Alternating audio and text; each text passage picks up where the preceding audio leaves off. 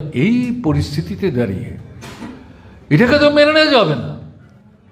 এবং 23-এর যে নির্বাচন, এই নির্বাচনেই কিন্তু মানুষ একটা ধাক্কা দেওয়ার মতো অবস্থায় চলে গেছে, তাতে আপনারাও আছেন।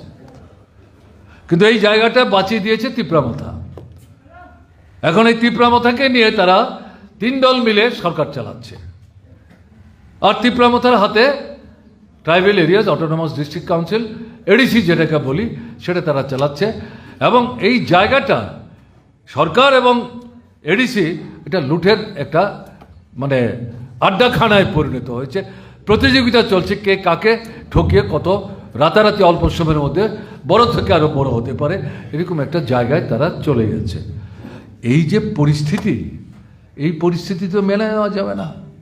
তাহলে এই জায়গাটাতে দাঁড়িয়ে যেটা আপনাদের কাছে আমি আমার পরামর্শ হিসেবে রাখতে চাইছি, বামফ্রন্ট সরকারের সময়ে এই চর্মশিল্পী অংশের মানুষ তাদের পেশাভিত্তিক যে কাজগুলো, এগুলোর মৌলিক পরিবর্তন এখনো করা যাচ্ছে, এটা মনে করার কোনো কারণ নেই।